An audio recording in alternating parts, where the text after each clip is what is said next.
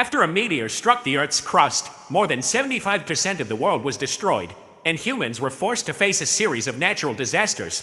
5 years after the day of the impact, fragments of the meteor continued to orbit the Earth, triggering constant meteor showers.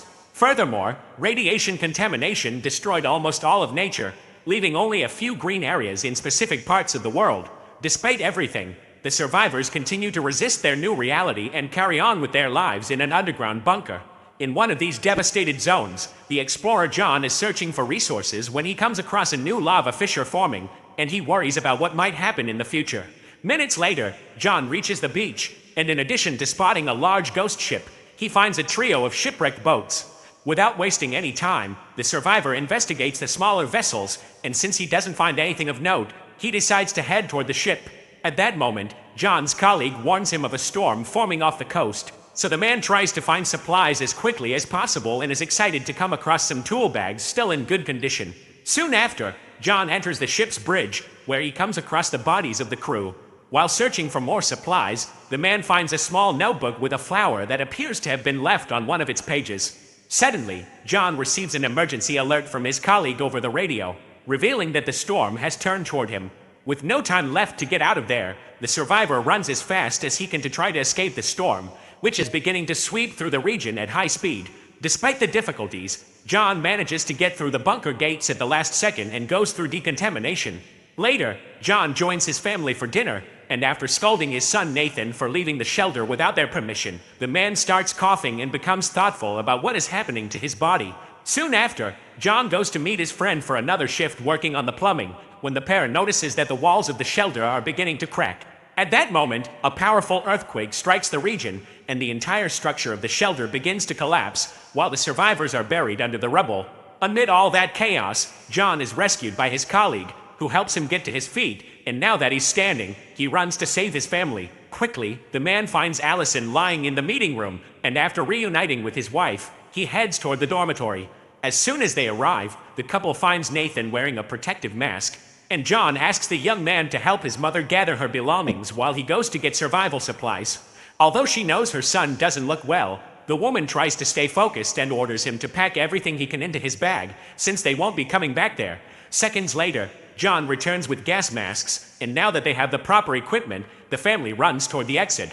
The problem is that panic has already set in at the main exit, and realizing they won't be able to escape that way, John leads his family to one of the service tunnels.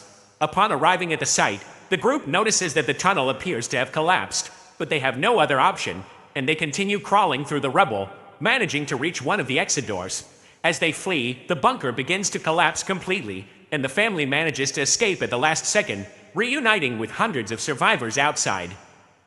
At that moment, John and Allison realize that Nathan has disappeared, and as they look around, they see the young man offering help to Dr. Casey, who seems to have lost her balance during the tremors. After that, the group flees toward the beach, but upon realizing that the emergency boats will be taken by panicked survivors, John tries to find another vessel adrift in the water. Suddenly, Allison sees his colleague Adam being attacked by a group of crazed survivors, and they decide to band together to rescue him. Amid the panic, John has his mask ripped from his face, but he remains focused, and after helping everyone in the group get into one of the boats, he closes the hatch, as the excess weight of passengers would cause them to sink. With that, the group manages to get safely away from the coast, but just when they thought everything would be okay, Nathan spots a tsunami approaching. Quickly, the boat's pilot performs a maneuver to avoid the impact, while the tsunami continues to sweep away everyone left behind on the beach. Although they manage to avoid the main wave, the group still has to deal with the impact of the other waves breaking across the ocean, and after a few minutes, they manage to reach a calmer area. Using his air quality analyzer, John concludes that they can now remove their masks. Soon after, the survivors decide that their best option will be to travel to Europe, as this is the only continent that has shown a more stable situation. As such, the group prepares to spend a long time on that vessel, since the journey will take about a week. At dusk, John watches the sky with his son, and it is revealed that thanks to the meteor fragments, which are still moving around Earth, the planet now has a sort of ghostly ring. In addition, the pair can see the Andromeda galaxy in the distance, since the atmosphere has been drastically altered following the apocalypse. As the days pass, the vessel's fuel runs out, and although they know their chances of survival have diminished, the group tries to remain hopeful.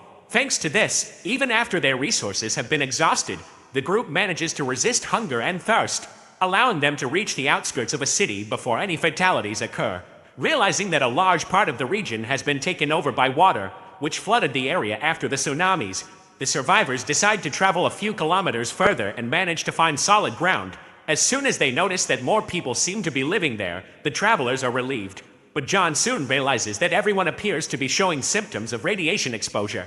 A few minutes later, the group arrives at an area surrounded by military personnel who only allow civilians with identification documents to pass. Quickly, the survivors identify themselves as members of the Groenlandia bunker and beg the soldiers to let them through.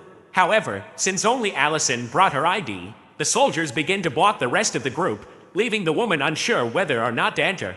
At the same time, a wave of revolt begins to form among the other survivors, who shout and pound on the fence, demanding that the soldiers let everyone into the shelter.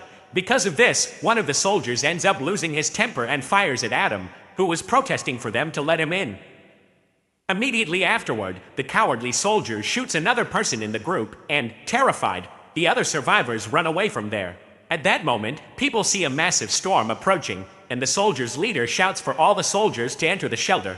The emergency siren then begins to wail, and amid the panic, John convinces Dr. Casey to leave Adam's body there, since there is no time left. Quickly, John runs into the middle of the street, where he offers his watch to one of the drivers in exchange for a ride away from there. So, the man orders the group to get into his van and drives at full speed to escape the storm. Hours later, the group stops in the middle of the road, and after introducing himself as Obi, the driver talks about how much he's enjoyed traveling around the country in his van, since there's nothing else to do besides that.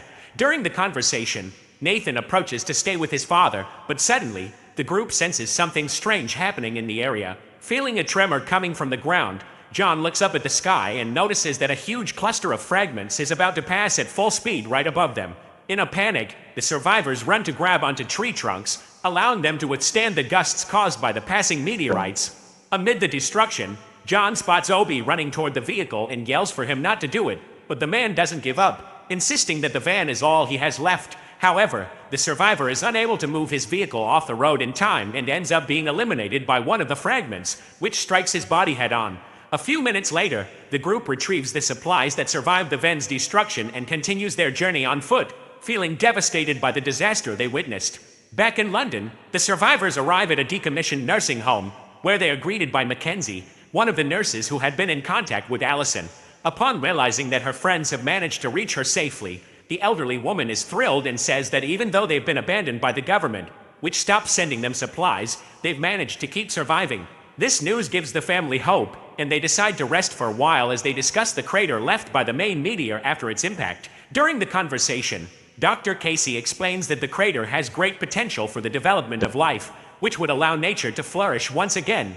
So, if they manage to get water, soil, and seeds there, the group will have a new chance to survive the apocalypse, and they will have been responsible for saving the planet's flora and fauna. At dusk, Allison wakes up to the sound of her husband coughing, and when she notices that John seems to be coughing up blood, she becomes extremely worried. Realizing he can no longer hide his secret, the man reveals that he has contracted a serious illness due to the number of times he was exposed to radiation outside the bunker. Furthermore, John explains that he has only about 6 weeks to live, and this news leaves Allison terrified. However, the man tries to calm his wife, saying that despite all this, they must not stop or give up on their journey, because both she and Nathan deserve a safe place to continue their lives. Although devastated by the news, the woman agrees with her husband, and the next day, Mackenzie says goodbye to the family, gifting them a vehicle and a gun. During the trip, John and Allison try to cheer up their son with some games, but the conversation is interrupted by a gunshot, which ends up hitting Dr. Casey in the head.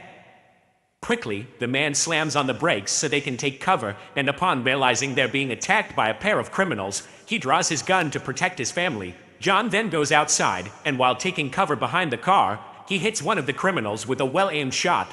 The problem is that before he can take out the other criminal, he runs out of ammunition, and he is saved by Allison, who hits her enemy with a shot from her pistol.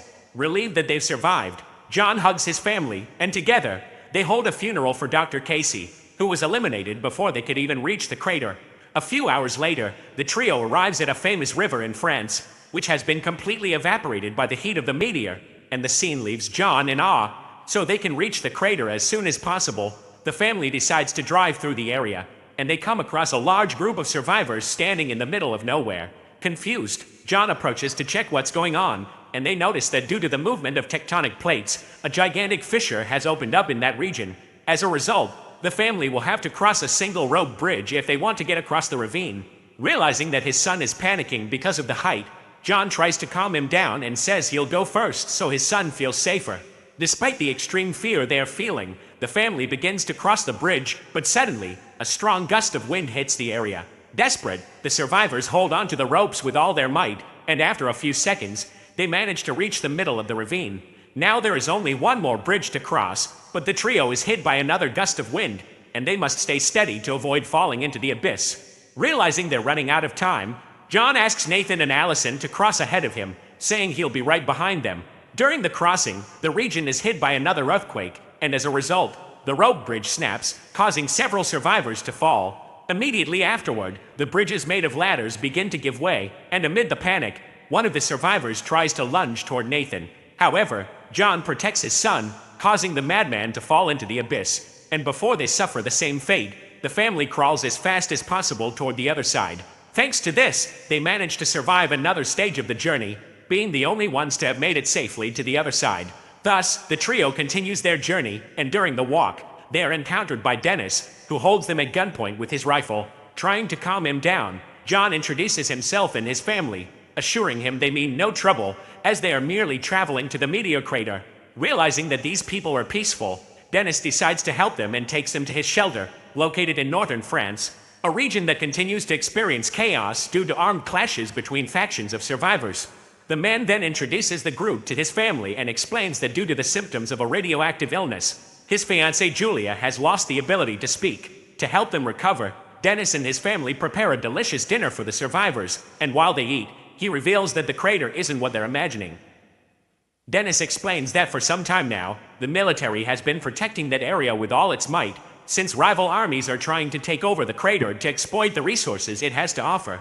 Because of this, there are a large number of clashes on the region's front lines, turning the area into a massive battlefield. The next morning, John meets with Dennis to discuss how they might reach the crater, and the man hands a photograph to his friend. He explains that if they manage to reach the site, he should give the photo to Commander Janet, since they were once close friends, so the commander will know that the family is trustworthy. Finally, Dennis explains that both he and his wife are growing weaker and sicker by the day, and since he knows they stand no chance against the dangers of this journey, he begs John to take his daughter Camilla with them. This request makes the man reluctant, but upon hearing the conversation, Allison interrupts him, saying that they will take and protect the girl, no matter what it takes. Days later, the family says goodbye to Dennis and Julia, who give Camilla one last hug and watch as the group sets off toward the crater. After a few hours of travel, the survivors decide to stop for a rest when they are surprised by a military convoy, which holds them at gunpoint. Immediately afterward, the squad leader states that this is a restricted area and tells them they were very lucky not to have been eliminated by enemy soldiers yet.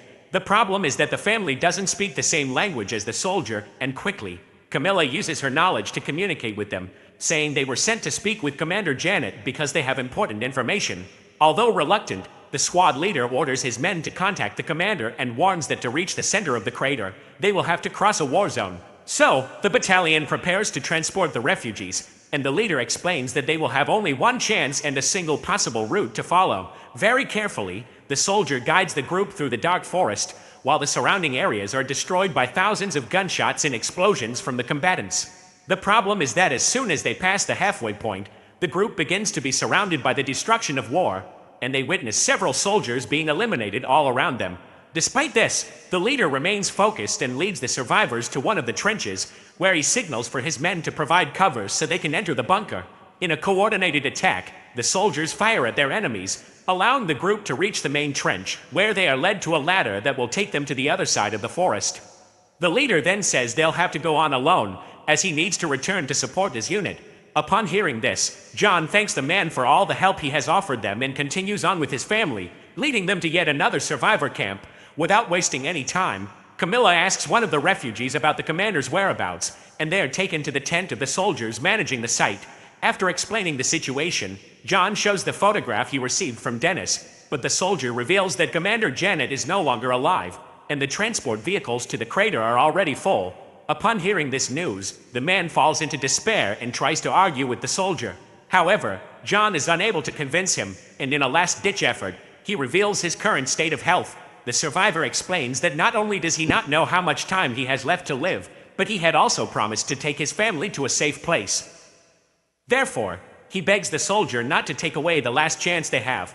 Moved by everything he has just heard, the man orders his colleagues to make room in one of the refugee transport vehicles, and, relieved, John thanks the soldier. During the trip, the family feels relieved to finally be heading toward a safe place, but suddenly, the bus is attacked by a group of rebels. In a matter of seconds, the enemies manage to take out the guard who was protecting the vehicle and rush to shoot the driver. After that, the men decide to take over the vehicle, and realizing he'll have to do whatever it takes to keep his family safe, John decides to act. So, he waits until all the other survivors have been removed from the bus, and when he notices that the man is the last one left, the rebel approaches to force him out. Quickly, John performs a maneuver to immobilize the madman, and outside, the refugees gather to attack the other rebel, who is knocked out after receiving a barrage of blows.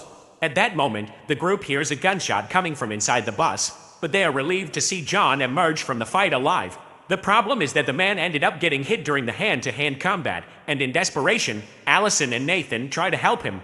Since they don't have much time, the woman decides to drive the vehicle toward the base of the crater, while the young man stays by his father's side to press a cloth against his wound. After a few minutes of driving, the survivors reach an area where there are no more roads and decide to walk through the mountains, finally managing to reach the crater region. Upon encountering a view filled with pristine nature and teeming with life, John is overjoyed and admires the region with a smile on his face, knowing that from now on, his family will have a safe place to live. Excited, the man hugs his son, saying that they will be able to build a beautiful world in that place, but at that moment, his body begins to fail. Desperate, the group gathers around John, but there is nothing left to be done, and with one last breath, he says goodbye to his wife and son. This loss causes the group to begin crying, and despite his grief, Nathan recites the same words his father used at Dr. Casey's funeral, asking that the man have a safe journey to the other side of life. Finally, the family gathers to walk toward the Great Crater, where they will be ready to help the planet recover from the greatest destruction ever witnessed by humanity. So what did you think of this movie? Leave it in the comments below, and if you liked the video, like and subscribe for more movie recaps. See you next time.